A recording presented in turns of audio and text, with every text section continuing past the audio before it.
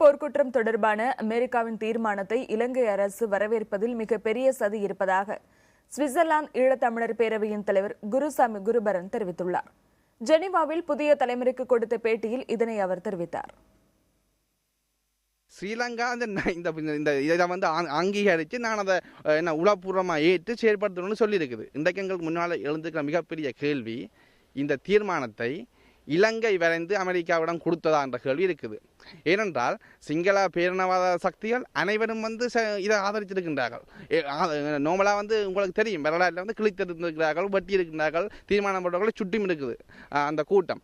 அப்போ இன்றைக்கு அதை வரவேற்றுக்கின்றா. இதுக்கு பின்னால் மிகப்பெரிய ஒரு சதி என்று இருக்குது.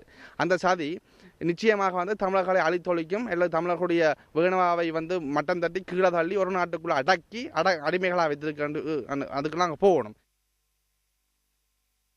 மேலும் இலங்கை போர்க்குற்றம் தொடர்பாக உள்நாட்டு விசாரணை அமைக்கப்படுவதாக வைத்துக் கொண்டால் முதலில் விசாரிக்கப்பட வேண்டியவர் மைத்ரிபால சிறிசேன என்றும் குருசாமி குருபரன் தெரிவித்தார்.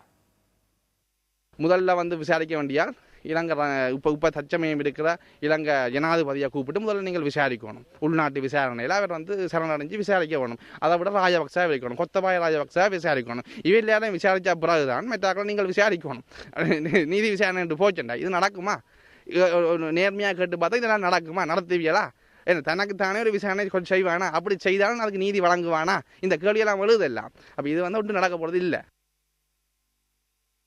இனப்படுகொலைக்கு நீதி கேட்கும் போராட்டம் தொடரும் என்றும் குருசாமி குருபரன் புதிய தலைமுறைக்கு அளித்த பேட்டியில் தெரிவித்தார். இப்ப இருக்கிற இந்த சமூகத்தை தாண்டி அடுத்த ஜெனரேஷன் அந்த டிரான்ஸ்ஃபர் ஆகிக்கொண்டு இருக்குது. அதால நான் உறுதியாக சொல்லுவேன், இந்த கோரிக்கையில் நாங்கள் விட போகிறது கிடையாது. இனப்படுகொலை நடந்தது, எங்களுக்கு தனி நிலம், எங்களை நாடு தேவை, இதுக்கான போராட்டம் தொடரும். இதுதான் எங்கள்கிட்ட கோரிக்கை. அதெல்லாம் மாட்டிக்கிறது இல்லை.